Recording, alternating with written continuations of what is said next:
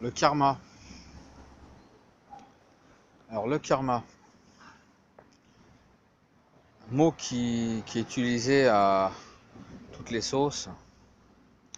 Euh, on pourrait dire que le karma, c'est le résultat de tout ce que l'on vit actuellement. Le karma, c'est toujours dans l'instant. C'est la perception que l'on ressent de soi dans l'instant. Alors si je ressens de la colère, c'est que quelque part je suis victime de mon karma. Si j'ai du ressentiment,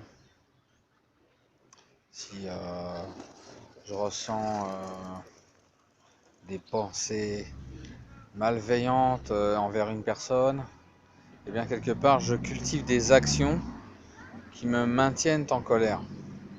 Alors ça peut aller très très vite, hein, une pensée de colère, une production du mental, mais la porte de sortie, c'est la responsabilité.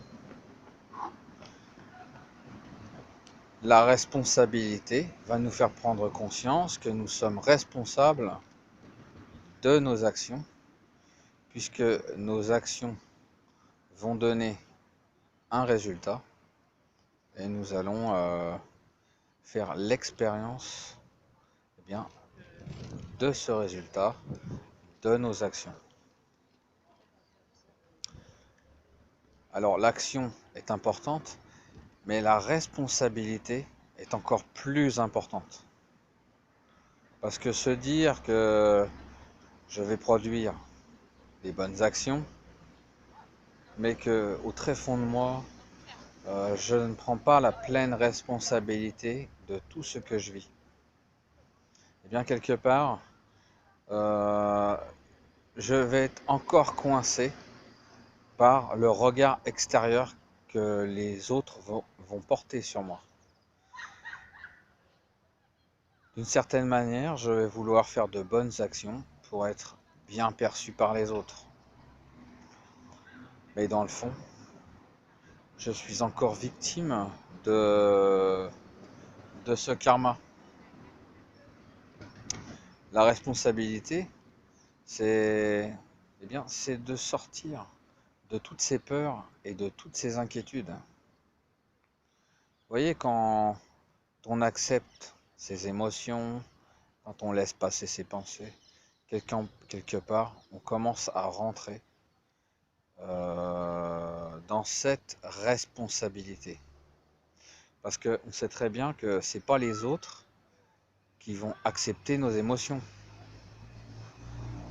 Même si j'inonde une personne d'émotions négatives, de pensées négatives, déjà je vais lui prendre beaucoup d'énergie, mais dans le fond, ces émotions, eh bien, elles ne seront pas libérées puisque quelque part, je ne me serais pas libéré de ces fantômes.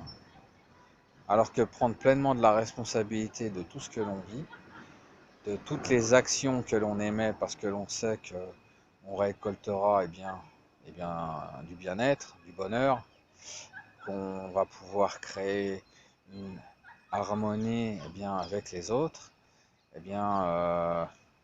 c'est quelque part une attitude positive de déjà se sentir pleinement responsable. Parce que si c'est comme si on ratait la première marche en fait. Si on loupe la marche, quelque part, on se prend les pieds sur la deuxième marche. Alors bien évidemment, si je suis dans la gratitude, je vais émettre des actions positives. Si j'ai des pensées bienveillantes, si je souhaite du bonheur aux autres, eh bien évidemment, je vais cultiver du bonheur, puisque les autres sont nos propres miroirs. Mais au lieu que le miroir soit à l'extérieur de nous, c'est-à-dire dans le regard des autres, eh bien, nous devenons notre propre miroir.